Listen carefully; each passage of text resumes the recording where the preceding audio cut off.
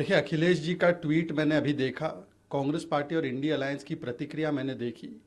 वक्फ बहाना है, INDI alliance को फिर से वोट बैंक को भड़काना है और जो जमीनों को ग्रैब करते हैं ऐसे लैंड ग्रैबर्स के साथ खड़े हो जाना है।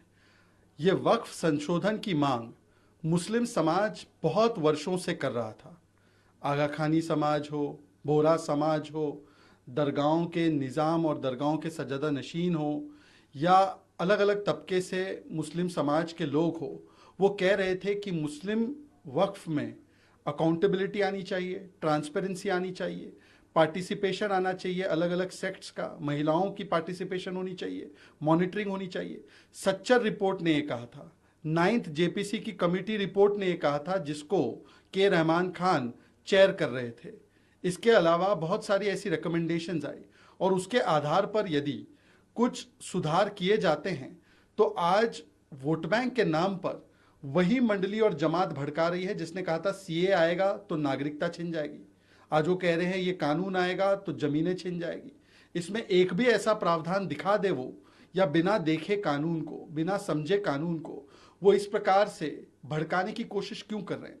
ये इसलिए कर रहे हैं क्योंकि पिछले कुछ वर्षों में हमने देखा है कि वक्फ, जिसके पास असीमित ताकत थी, अनलिमिटेड पावर्स था, कैसे वो अलग अलग जगहों पर जमीन तो कब्जा कर रहा था। कैसे कभी ताजमहल को अपनी जमीन बताना, कभी भोजशाला को बताना, कभी कोई मंदिर को बताना, कभी पूरे गांव को बता देना जिसमें 1500 साल पुराना मंदिर है। और इस प्रकार की असीमित ताकत वाले वक्फ की जमीनों की तादाद आज रेल और डिफेंस के बाद नंबर 3 पर आई। उसके पास 9 लाख एकड़ से ज्यादा जमीन है पर इनकम 200 करोड़ से कम है।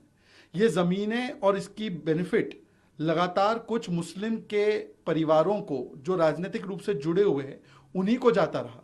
तो आज जब अखिलेश जी और इंडी अलायंस इसका विरोध करते हैं तो वो कहीं ना कहीं गरीब मुसलमानों के खिलाफ जाकर उन एलीट मुस्लिम समाजों के साथ खड़े हैं, उन लोगों के साथ खड़े हैं जिन्होंने इन जमीनों को ग्रैब करके अपने व्यक्तिगत हित के लिए इस्तेमाल किया है। आज सवाल ये भी पूछा जाना चाहिए कि क्या वक्फ में संशोधन करना ये गलत बात है? क्या ऐसा अधिकार और असीमित ताकत पारसी, जैन, ईसाई, क्रिश्चियन किसी और कम्युनिटी को दिया गया है कि वो किसी भी जमीन को अपनी बता दे और फिर जो जमीन क्लेम करता है उसको कागज दिखाने पड़े? क्या जो प्रकार के लॉज और कानून कांग्रेस पार्टी लाई थी तुष्टिकरण की राजनीति के चलते, ऐसे अधिकार किसी और समाज को दिए गए हैं?